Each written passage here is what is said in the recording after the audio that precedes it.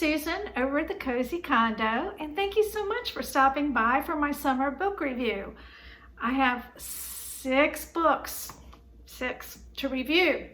So sit down, get your pen and paper so you can write the titles and the authors down because they're all very, very good. And before I get started, I just wanted to say, I'm sorry I haven't been on in a while. There's just nothing going on, really and truly. I've been trying to ponder what I'm going to do for my fall decor, and I went out yesterday and took my mom and I went to lunch, and I went into Kirkland's. They hadn't put their fall stuff out. I could tell they were getting ready to. The boxes were there.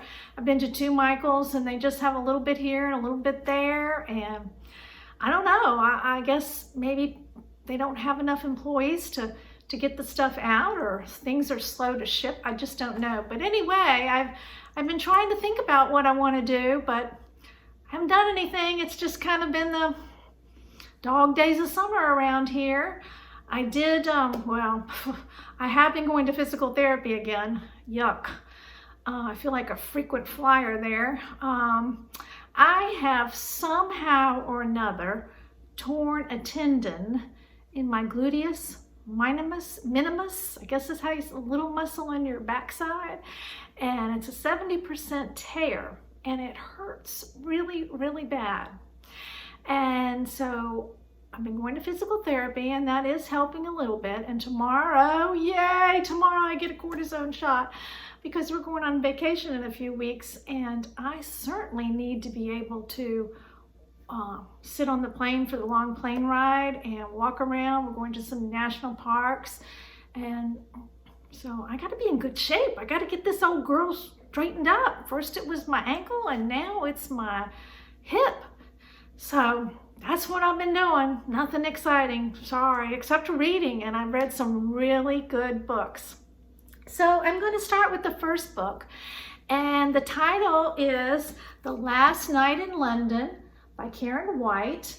A subscriber, a very sweet subscriber named Deb, sent me this book because she knew that I liked kind of the same book she does, and it's a kind of a historical fiction.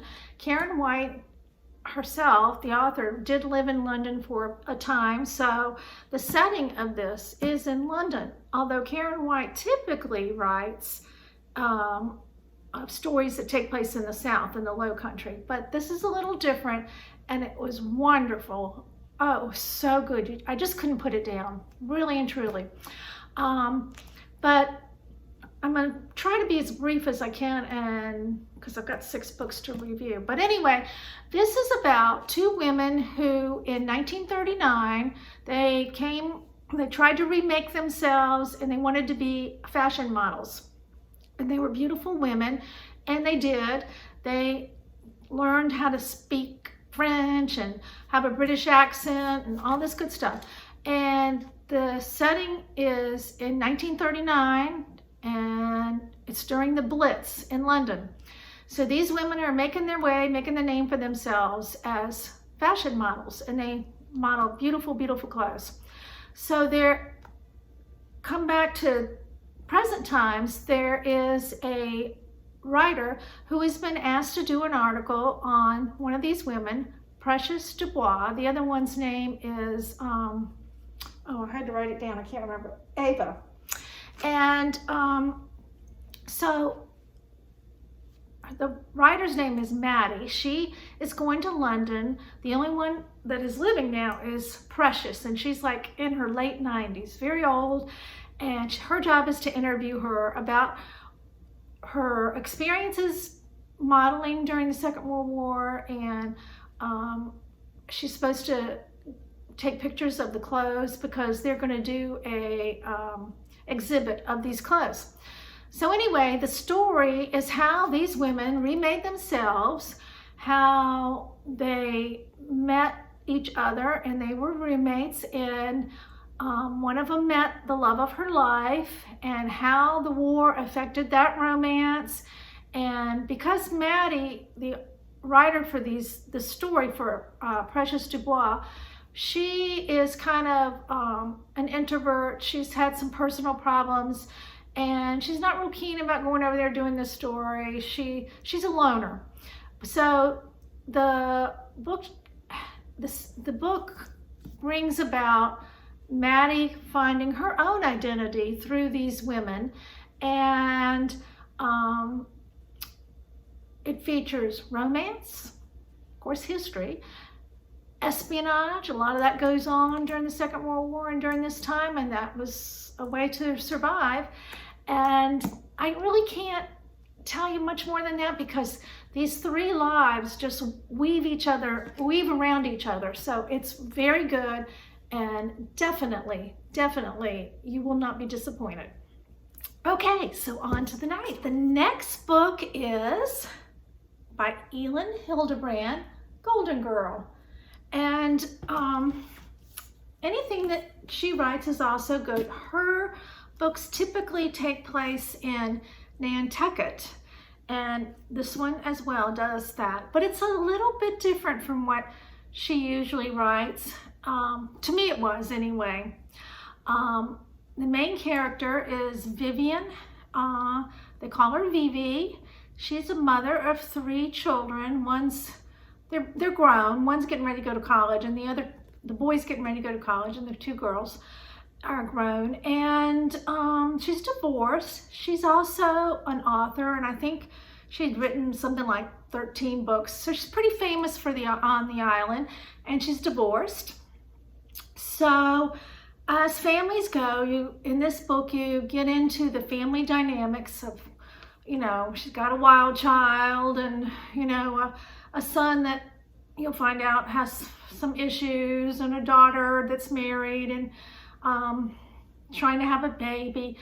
But Vivi, as they call her, was out jogging, and she was killed. It was a hit and run. So the book revolves around trying to solve who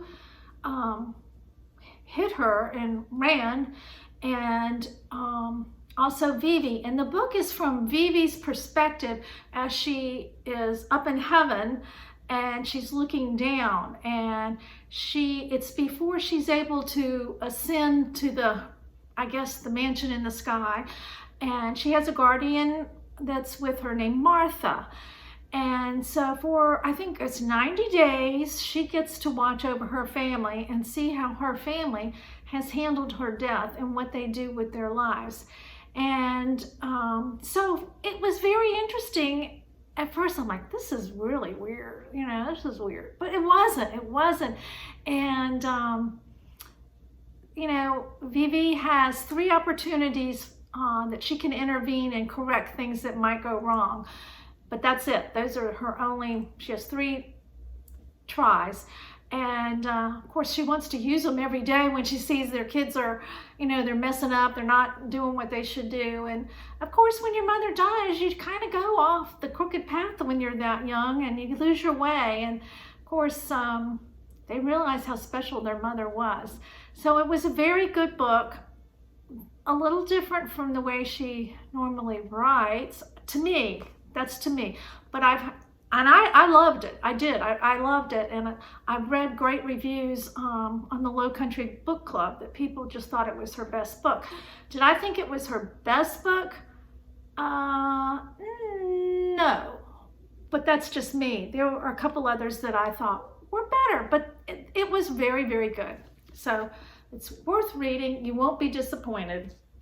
Okay, so the next book we're going to go to, I've tried to write this stuff down so I don't yammer on for so long, is The Auschwitz Detective. And this one is by Jonathan Dunsky. Yeah. And if you've read any of the other Auschwitz books, like Tattooist of Auschwitz, The Shoemaker of Auschwitz, there's like 4 or 5 of them, and they're not written by the same person, but it's along the same line of these Jews that are in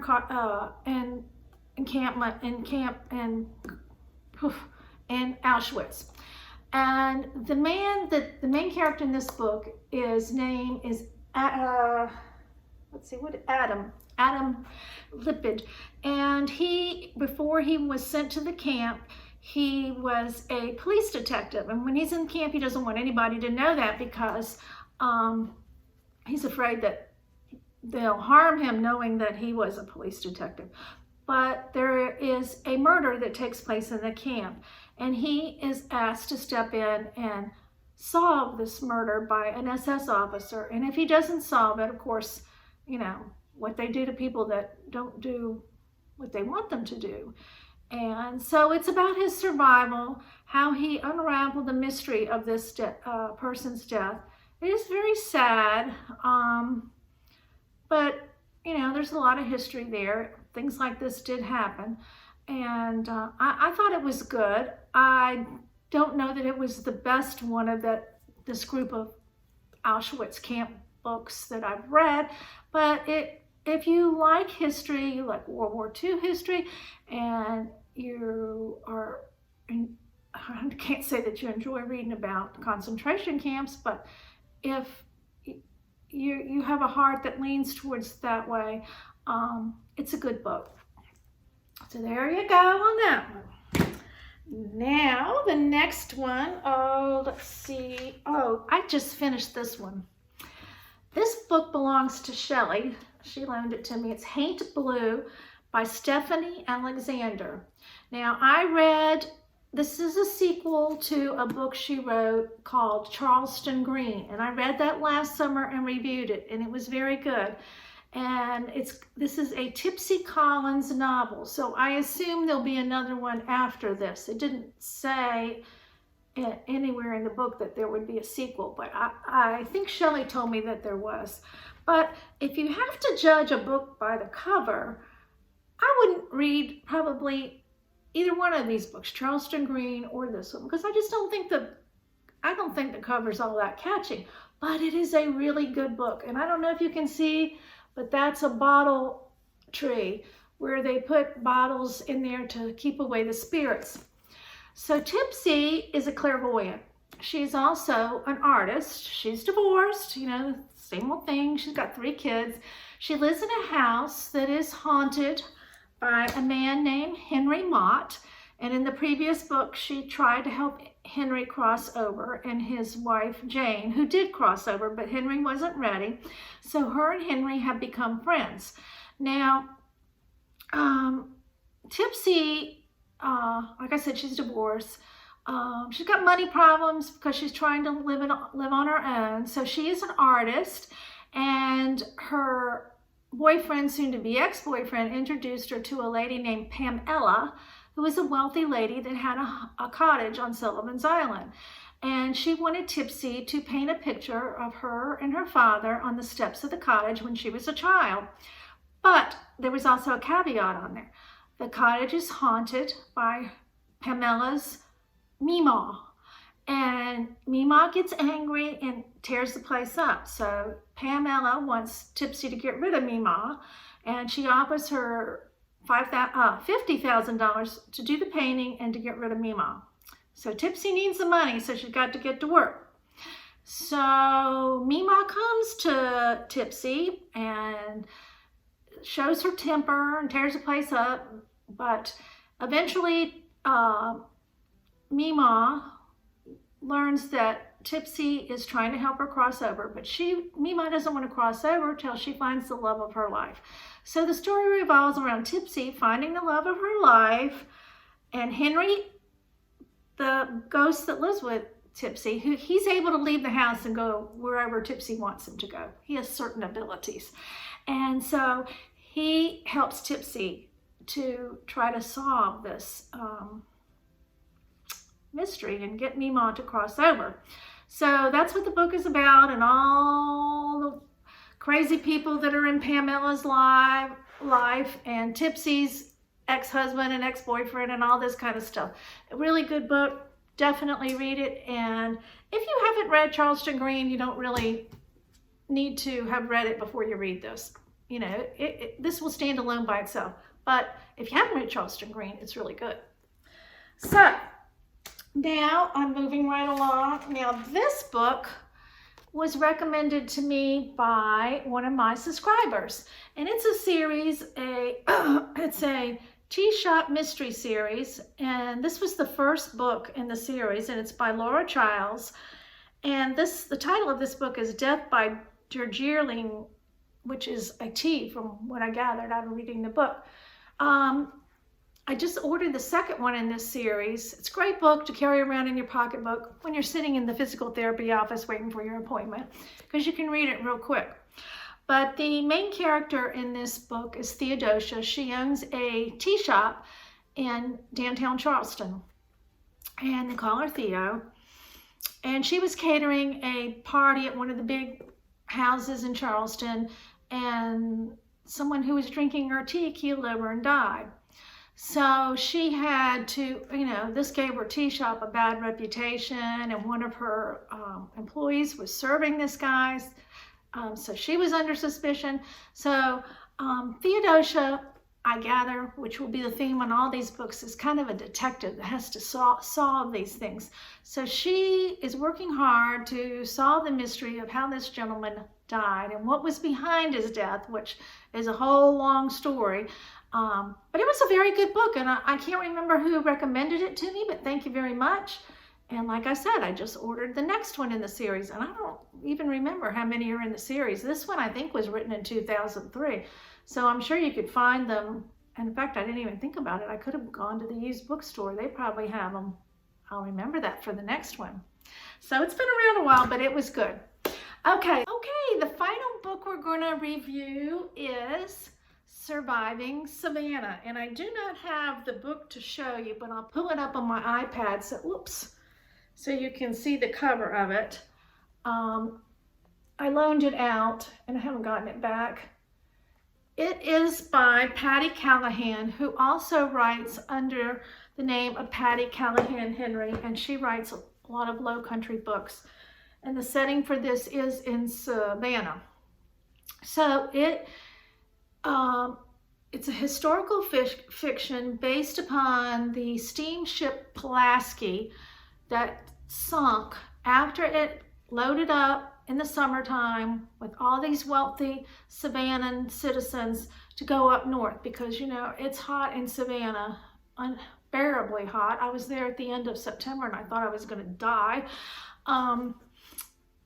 there. So the wealthy people load up and they go up north. So the ship was loaded with these wealthy people, and they were setting sail for the port of Baltimore, and then a lot of them were going to take other transportation to like upper state New York. So the ship sunk in 1939, and the story about the Pulaski is called the Titanic of the South, because there were not enough lifeboats on the ship for the patrons of the ship to be rescued, and I don't remember exactly how many survived, but it wasn't a lot. And so the book is about this lady named Everly Winthrop, who has been asked to curate a museum exhibit about this steamship Pulaski, where someone has found the remains of the Pulaski off the coast of North Carolina. So she is hooked up with him, and they go out for dives, and they're bringing up artifacts. And a lot of the artifacts have monograms, and so she is a professor, and she is trying to track down the families that were on the ship, the families that match the suitcase tags that they have been finding and all that. So the book, Surviving in Savannah, is about 11 members of a family, the Longstreets and the Forsyths, that were on the ship, very, very wealthy families, and who survived, who didn't survive, and I'm not going to tell ya, and all the drama that's in the families and how they got on the ship, what happened to them on the ship, and all that. But it is so good. I think I read that. I didn't do anything for 2 days when I was reading that book. It was just all hands on deck reading that book. It was very, very good. And has some romance in it, and so, of course, mystery and intrigue, and you'll love it. I'm ending it with one of my favorite books, Surviving Savannah. So I really appreciate you stopping by today. I hope I can get a video in before I go on vacation. I have no idea what it'll be, and I don't want to be boring when I bring you a video. I want to have something to talk about, and basically I'm just boring, I guess, you know. I don't have any cute little children to show you. So anyway, I'm rambling, I'm sorry. So that's the end of my book review. Please get these books from your library or Amazon or your Kindle or however you read. I actually prefer the physical book because I pass them on, and Shelly and I pass books around. So, and then I pass them to my neighbor and my mom and my mother-in-law and all around. So they get a lot of wear and tear. But enjoy your reading and enjoy the rest of this hot summer. And I'll see you again soon. Bye.